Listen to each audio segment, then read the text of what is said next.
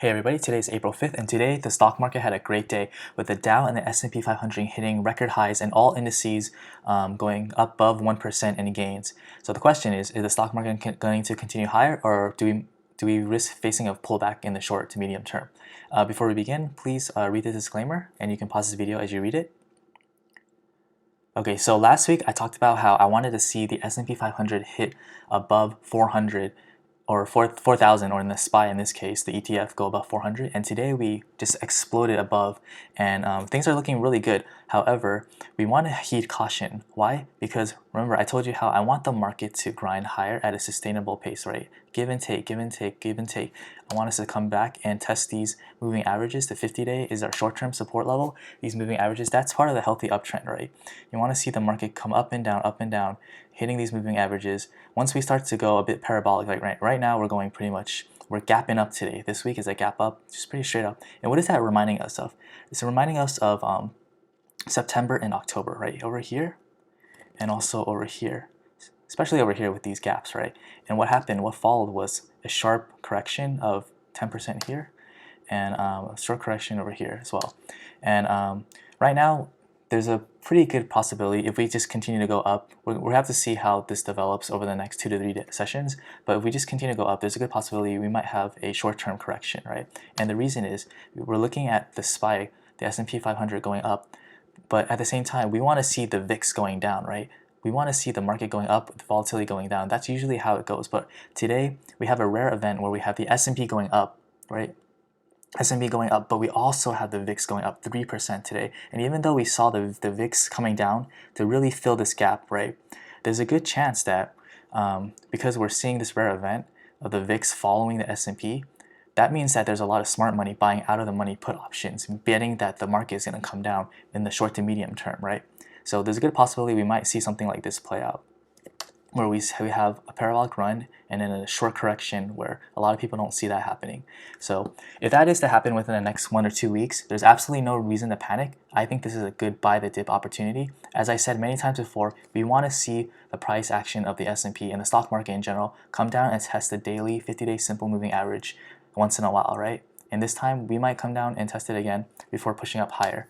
And of course, we did hit our short-term goal of hitting above 400 or 4,000 on the S&P.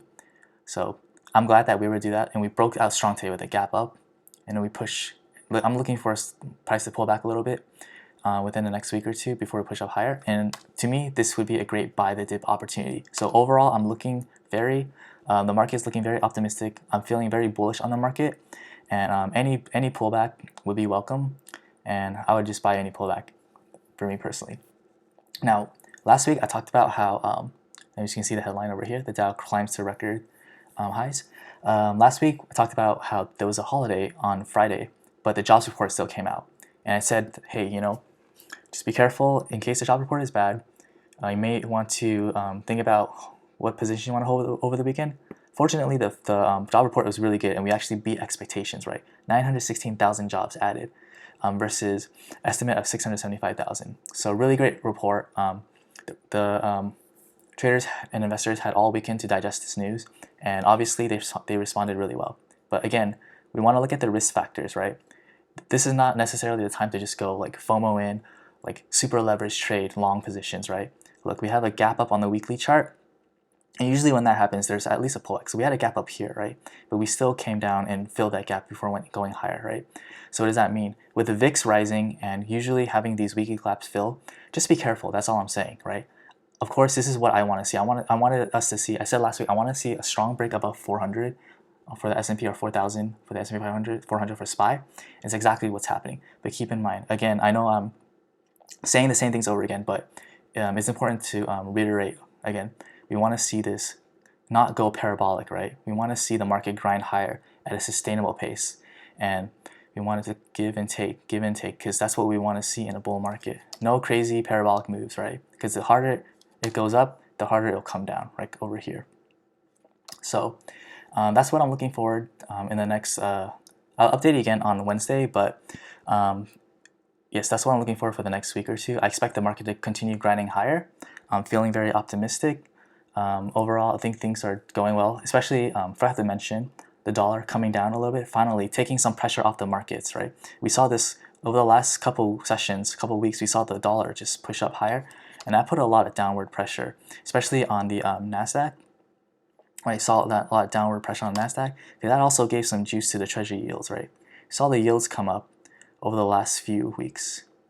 But now we're starting to see the yields pull back a little bit, and that's taking a lot of pressure off the stocks, especially the tech stocks. Right? We saw a great rotation from the tech stocks into the value stocks recently, so we saw a huge push up in the value stocks. But recently, I also talked about last week how the tech stocks are really, in my opinion, undervalued right now, and it's gonna be a good buy because we're making higher lows, right? This beautiful W pattern right here, strong buyers are stepping in, and so I'm expecting the tech stocks to lead again. Right now, of course, the Dow and the S&P are at all-time highs, but the tech stocks, the NASDAQ, I expect them to reach all-time highs again in the near future and to lead the market again. But for now, of course, just to summarize again, I am bullish, but just heed a word of caution, right? The VIX is rising. Usually when that happens, there's going to be some shenanigans in the market, right? The VIX, I've said over again, it doesn't just go straight down, right? Like over here, it likes to go sideways for a while and mess with the market, right?